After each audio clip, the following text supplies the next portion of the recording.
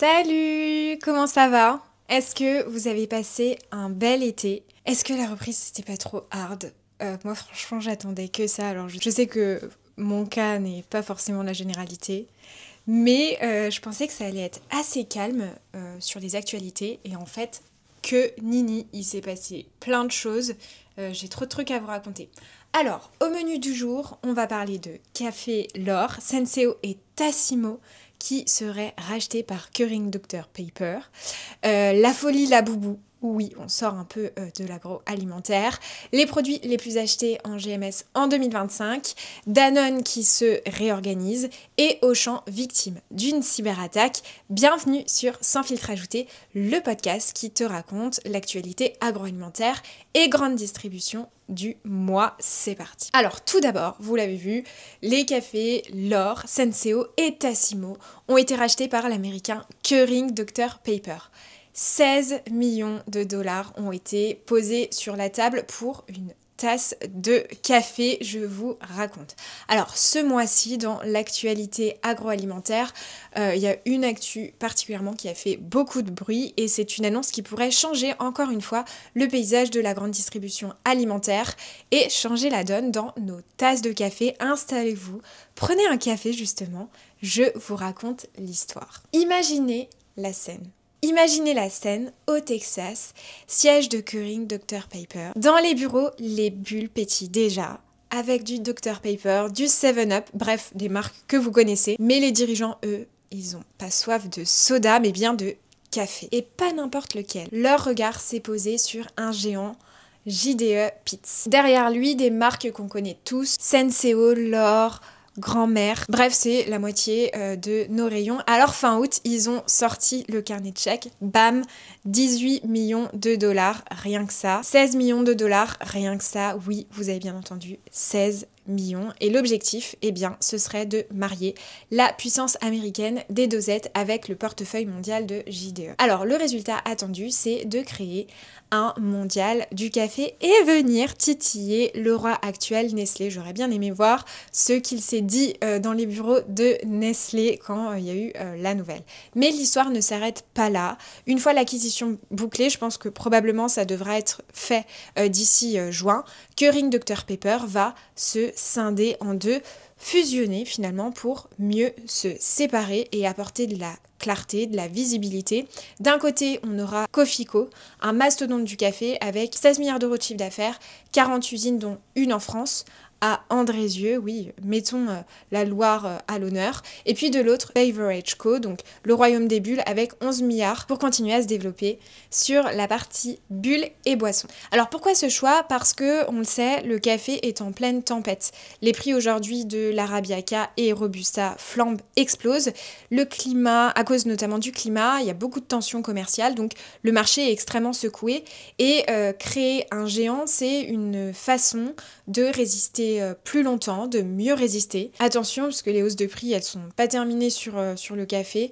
Ça va être un rayon qui va être encore chahuté, notamment par l'inflation. Alors au fond, cette acquisition, elle est vraiment stratégique. C'est pas seulement un deal financier, c'est une bataille de pouvoir avec un Américain qui mise sur le café, un Européen qui est un allié, et justement un duel qui va vraiment être annoncé avec Nestlé. Alors la vraie question que j'ai envie de vous poser, c'est est-ce que le futur de Cofico va réussir à détrôner le roi Nestlé, ou alors il restera seulement le challenger, celui qui sert le café après les bulles? Elle est pas mal celle-là.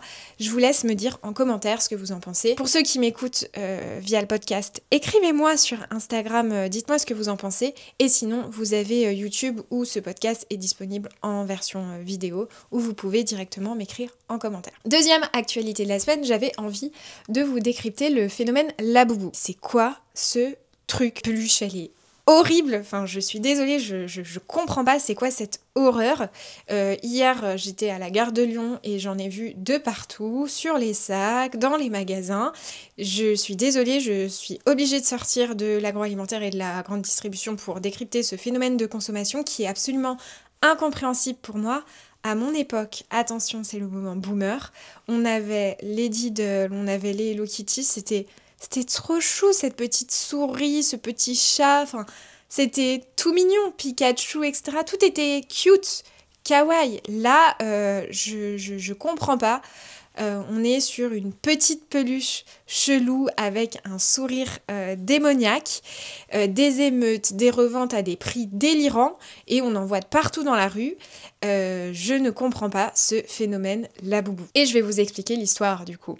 Alors tout commence avec un artiste Kazing Lung qui est né à Hong Kong, qui a grandi aux Pays-Bas, il est installé en Belgique et dans sa tête, il a créé un univers mi-féerique, mi-flippant, inspiré des contes nordiques. Et en 2010, il crée donc sa bande de monstres et en 2015, un drôle de personnage sort du nom et c'est donc le Labubu. En 2022, il sort cette peluche et là, c'est le début de la grande folie. La magie s'arrête pas là, pas au design, hein. Le vrai génie derrière tout ça et le vrai génie commercial de cette opération, c'est Pop Mart. C'est le géant chinois du jouet, a collectionné et a flairé le filon en 2019. Ils prennent Labubu sous licence et ils le balancent en blind box. Alors c'est quoi les blind box? C'est une boîte surprise.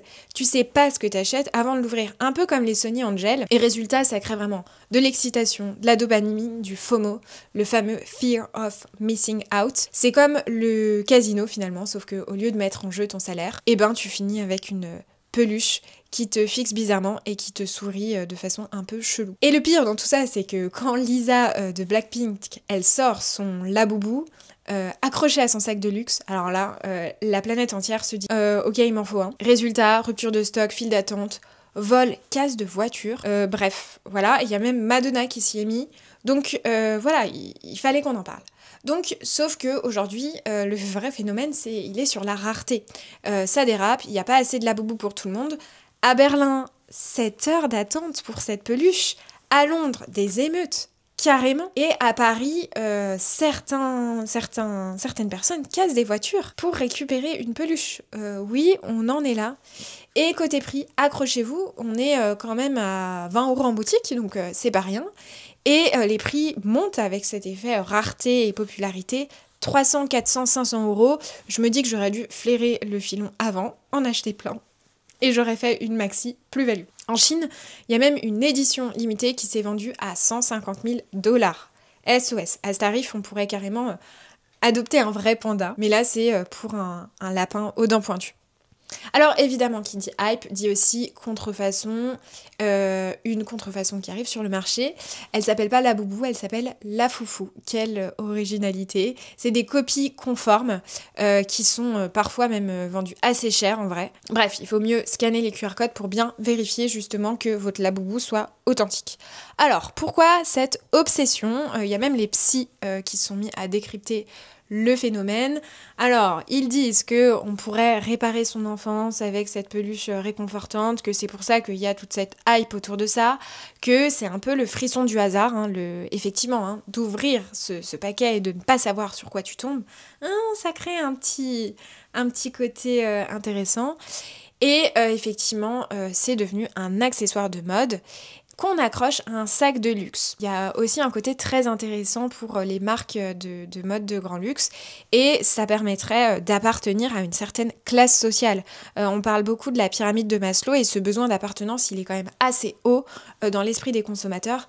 Et donc, le fait de se dire qu'un Labubu, souvent, est associé à une marque de luxe, ça fait comme si j'appartenais à une certaine communauté. Et pour les plus perchés, il y en a même, j'ai vu, qui tatouent leur Labubu, qui vont leur apposer des fossiles, des perruques, tout ce que vous voulez. Bref, on est vraiment dans un truc, dans un délire, quoi.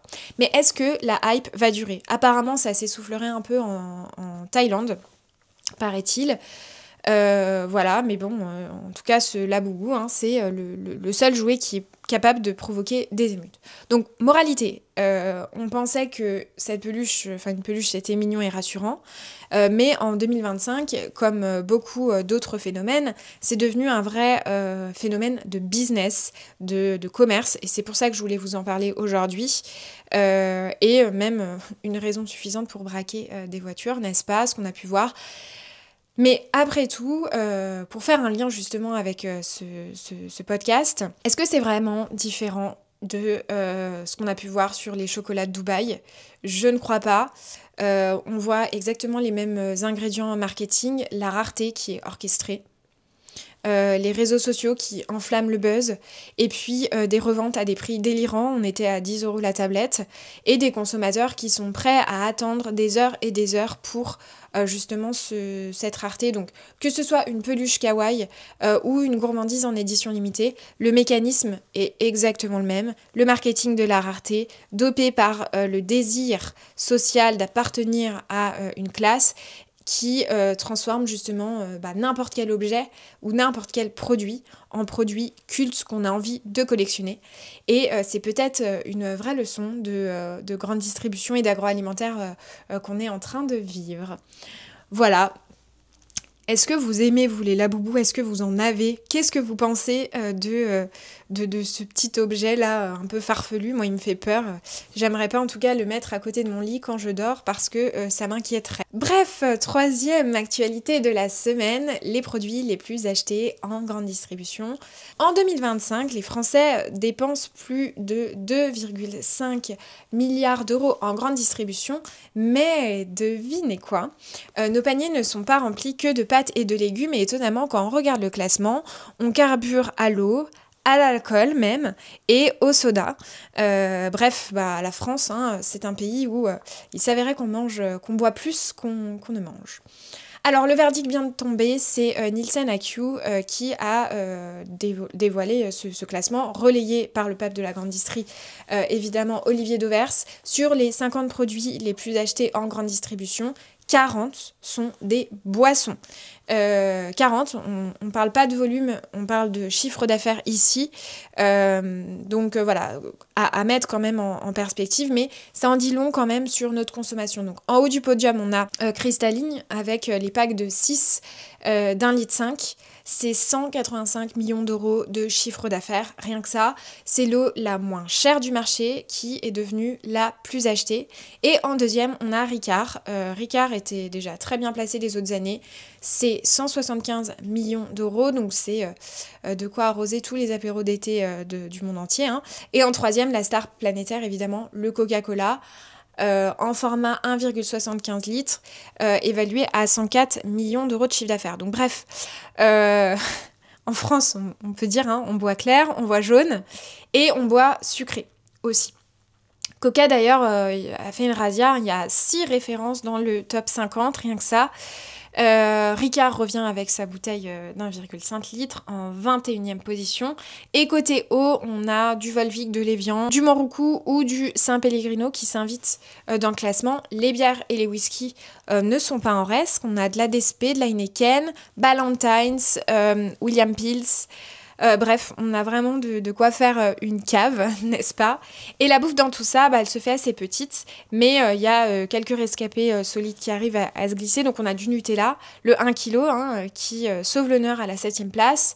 On a une salade Sodebo qui arrive en 28e position, et c'est vrai qu'à l'époque, quand j'intervenais dans le rayon traiteur libre-service, c'était incroyable, comme certaines références, notamment la salade Manhattan. Bravo à Sodebo parce que c'était celle qui tournait le plus. Et mon conjoint dirait même que c'est sa salade préférée. Je ne comprends pas, mais voilà, il mange ça très régulièrement. Et on a du poulet, un peu de fromage, de la litière pour chat, et basta fissa. Donc ce classement illustre parfaitement ce que Dauvers appelle la contradiction de la consommation. 10 eaux minérales, 22 alcools, du soda, du Red Bull, du plaisir liquide et très peu de produits de base. Pourtant, quand on regarde les données Circana hors boisson, l'histoire elle change complètement évidemment. On a 7 milliards d'œufs. Évidemment, les œufs, c'est une base de préparation pour énormément de recettes et pas que. Il y en a beaucoup qui le mangent brut. 2 milliards de litres de lait, 1 milliard de kilos de yaourt écoulés en un an. Et effectivement, vous qui revenez de vacances, vous le savez, si vous êtes allé dans les rayons étrangers, souvent, c'est une des premières choses qui marque, c'est que les rayons yaourt à l'étranger sont beaucoup moins prédominants que chez nous en France. Et c'est vraiment une spécificité du marché français. Et puis en plus, on a les pâtes, le fromage, l'huile, le sucre, les légumes surgelés. Ça reste assez massif, mais ça ne tombe pas, en tout cas, dans le top du top en termes de chiffre d'affaires. Aussi parce que les prix sont bien plus bas, donc c'est toujours intéressant évidemment de le regarder en volume. Bon, et maintenant le gouvernement commence à s'inquiéter les amis, parce que entre la surconsommation de sucre ajouté, l'explosion du surpoids, hein, un Français sur deux, même si on est très loin des États-Unis, on a quand même de quoi s'alarmer. La fameuse taxe soda va venir durcir tout ça, et le Nutri-Score aussi, vous le savez, est recalculé et juge justement plus sévèrement les produits depuis mars. Même si, on va pas revenir sur le sujet, beaucoup d'industriels ont retiré le Nutri-Score suite au recalcul. Autrement dit, on veut nous remettre au vert. Donc faites du sport, mangez bien, mais aussi les paniers doivent se verdir. Et ça doit faire partie aussi de l'intégralité de nos stratégies catégorielles, de ce qu'on met en rayon. Donc en résumé, en 2025, la grande distribution, ça ressemble presque à une soirée un peu arrosée, n'est-ce pas ? De l'eau pour se donner de la bonne conscience, du Ricard parce qu'il faut couper l'eau quand même, n'est-ce pas ? Du coca pour les lendemains de soirée et un pot de Nutella pour éponger le tout. Qu'est-ce que vous en pensez ? Quelle est votre consommation ? Comment vous voyez les rayons ? Quelle analyse vous en faites vous par rapport à vos produits ? Dites-moi tout ça en commentaire. Quatrième actualité de la semaine, on va parler de Danone qui se réorganise. Eh bien oui, on est obligé de parler d'un des géants de la grande distribution alimentaire, Danone, et de regarder de près ce qu'ils font, parce que souvent ça donne ça donne la tendance en termes de ressources humaines, en termes de catégories, etc. Et chez Danone, on a décidé de faire du tri, donc ça en dit beaucoup aussi sur l'époque dans laquelle on vit. Et bien évidemment décider de faire du tri pas dans les yaourts, mais bien dans sa réorganisation. L'objectif, c'est d'apporter plus d'agilité, et évidemment on en a besoin pendant cette période de crise, plus d'efficacité et en clair, moins de comex, plus de business. Donc Danone, pour ceux qui ne le savent pas, mais bon, vous écoutez le podcast, vous le savez quand même, c'est Danette, Activia, Evian, enfin bref, c'est des marques qu'on a tous déjà mis dans notre caddie, mais derrière les rayons, il y a un groupe qui se transforme profondément, et depuis 2021, on a Antoine de Saint-Affrique qui pilote un projet de transformation qui est baptisé Renew Danone. Donc voilà, appelez ça la cure minceur, on va dire. L'objectif, c'est de vendre les activités les moins rentables et de mettre le poids du corps sur celles qui le sont le plus. Et ça commence par une réorganisation mondiale. Donc à partir du 1er janvier 2026, il va y avoir énormément de modifications au siège de Danone. Fini les 4 zones géographiques, à la place, il va y avoir 3 blocs. Le MEA, donc Europe, Moyen-Orient, Afrique, qui va être confié par Pablo Perversi, j'espère que je le dis correctement, la PAC, donc Asie-Pacifique élargie, par Bruno Chevaux, et puis Amérique pour Henri Bruxelles, vétéran du groupe et spécialiste dans la zone. Donc c'est 3 patrons qui vont tous être attachés à Véronique Pencianati Bosetta, autant pour moi, qui est bras droit d'Antoine de Saint-Affrique. Et voilà, vous l'avez compris, hein, le COMEX fait sa petite cure minceur. On passe de 12 membres à 10 membres. Alors pourquoi on cherche à faire ce lifting ? Tout simplement pour être plus rapide, plus agile. En clair, c'est vraiment resserrer les rangs pour gagner en flexibilité. Et ça, j'ai envie de vous dire, toutes les grandes entreprises devraient le faire, encore plus avec l'époque dans laquelle on vit, gagner en agilité. C'est hyper important. Voilà, donc Danone veut moins ressembler à un paquebot, mais plutôt à un voilier qui va plus vite, qui va plus loin, avec une direction qui est resserrée. Moins de blabla, plus d'action. Moi, c'est comme ça que je le comprends. Et c'est une logique qu'on retrouve de plus en plus en grande distribution. Voilà, un peu comme, on pourrait faire le parallèle, un peu comme un distributeur qui veut moins de références, mais plus de références qui tournent. Qu'est-ce que vous en pensez ? Est-ce que des réorganisations, vous, ont été opérées dans vos organisations ? Je sais que c'est toujours difficile, les réorganisations, pour les équipes qui le vivent, pour en avoir vécu.